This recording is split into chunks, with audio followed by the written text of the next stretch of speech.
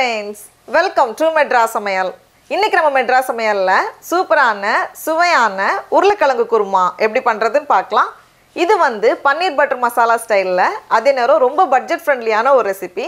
இது பண்றதுக்கு நான் இன்னைக்கு வந்து 3 பெரிய சைஸ் உருளைக்கிழங்கு எடுத்துர்க்கேன். அதை வந்து நம்ம ரொம்ப சின்ன சின்னதா கட் பண்ணாம கொஞ்சம் பன்னீரை விட கொஞ்சம் பெரிய சைஸ்ல கட் பண்ணனும். அப்பதான் வந்து சரியா வரும். இந்த மாதிரி 3 உருளைக்கிழங்க தோல் எடுத்து இந்த மாதிரி கட் பண்ணி வச்சிருக்கேன். இப்போ இதுல கொஞ்சமா மஞ்சள் தூள், 1/2 டீஸ்பூன் மிளகாய் தூள், தேவையான அளவு உப்பு எல்லாத்தையும் சேர்த்துட்டு ஒரு வாட்டி நல்லா கலந்துட்டு நம்ம இத வந்து ஃபர்ஸ்ட் வேக வைக்கணும். அதுக்கு ஒரு panல 2 டேபிள்ஸ்பூன் எண்ணெயை சூடு பண்ணிக்கோங்க. எண்ணெய் சூடானதும் நம்ம மசாலா தடவி வச்சிருக்கோம்ல உருளைக்கிழங்கு அதெல்லாம் அப்படியே சேர்த்துட்டு கொஞ்சம் ரோஸ்ட் ஆகணும். இந்த சைஸ் வந்து கரெக்ட்டா இருக்கும். அதேனா நம்ம ரொம்ப பெரிய பெரிய பீஸா கட் பண்ணாலும் உள்ள வந்து ஒழுங்கா வேகாது. அதனால இந்த சைஸ்ல நம்ம கட் பண்ணும்போது கரெக்ட்டா வெந்து வரும். ஓரங்கள்லாம் வந்து கொஞ்சம் கிறிஸ்பியா வரும். உள்ள வந்து அதே நேரம் வெந்து வரும். நான் காமிக்கிறேன். இப்போ வந்து நம்ம ஒரு கத்தி இல்ல ஏதாச்சும் வச்சு பார்க்கறப்போ நல்லா சாஃப்ட்டா இருக்கணும். உள்ள வந்து நல்லா சாஃப்ட்டா இருக்கும், வெந்திருக்கும். இந்த ஸ்டேஜ் வரணும். உருளைக்கிழங்கு சூப்பரா ரெடியா இருக்கு. இனி வந்து நம்ம குழம்புக்கு பேஸ் தயார் பண்ணனும். அதுக்கு நான் இன்னைக்கு வந்து ஒரு வெங்காயத்தை சும்மா ரஃப்பா கட் பண்ணி வச்சிருக்கேன். இப்போ இதுலவே கொஞ்சம் எண்ணெய் மீதி இருக்கும். ஒருவேளை எண்ணெய் மீதி இல்லனா கொஞ்சமா சேர்த்துக்கோங்க. ஒரு வெங்காயம் கூடவே ஒரு சின்ன துண்டு இஞ்சி அதை வந்து 4 கட் பண்ணி வச்சிருக்கேன். அது 4 பல் பூண்டு எல்லாத்தையும் சேர்த்துட்டு ஒரு 2-3 நிமிஷம் வதங்கட்டும். இப்போ வெங்காயம் இந்த மாதிரி நல்லா வதங்கினதும் இதல 2 தக்காளி, ஒரு வெங்காயத்துக்கு 2 பெரிய சைஸ் தக்காளி எடுத்துர்க்கேன். கூடவே கொஞ்சமா உப்பு எல்லாத்தையும் சேர்த்துட்டு இந்த வெங்காயம் தக்காளி நல்லா வதங்கணும் இருக்கட்டும்.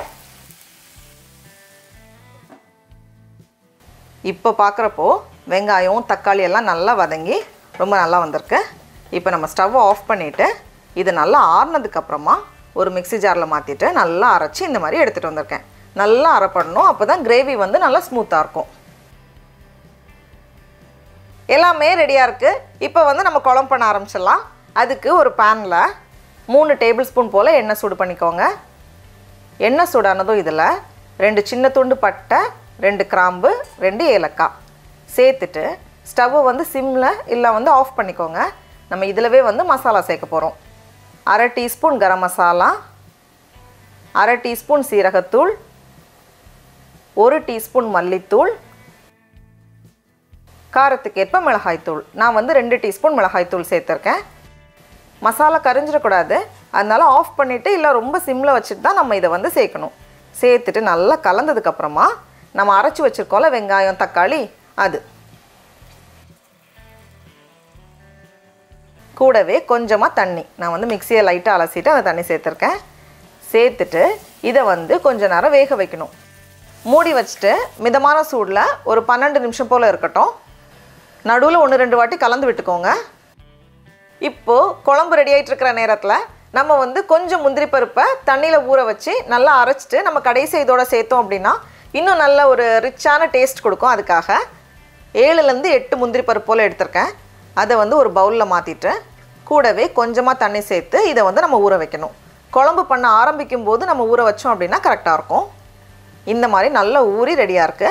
இத வந்து மிக்ஸி ஜார்ல மாத்திட்டு நல்லா அரைச்சி நம்ம சேர்க்கும்போது இன்னும் டேஸ்ட் நல்லா இருக்கும்.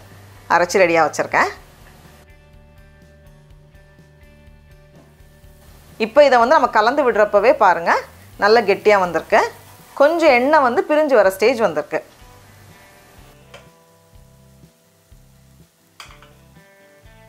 இந்த ஸ்டேஜ்ல நம்ம அரைச்சு வச்சிருக்கோம்ல முந்திரி பருப்பு அந்த பேஸ்ட் கூடவே நமக்கு தேவையான அளவு தண்ணி நான் வந்து 1.25 கப் போல தண்ணி சேர்த்திருக்கேன். கடைசியா கொஞ்சமா உப்பு. நம்ம ஏற்கனவே உப்பு சேர்த்தோம். அதனால டேஸ்ட் பார்த்துட்டு சேர்த்துக்கோங்க. எல்லாத்தையும் சேர்த்துட்டு மறுபடியும் நல்லா கலந்துட்டு இன்னும் கொஞ்ச நேரம் கூட இது வேகணும். ஒரு 10 நிமிஷம் போல இருக்கட்டும்.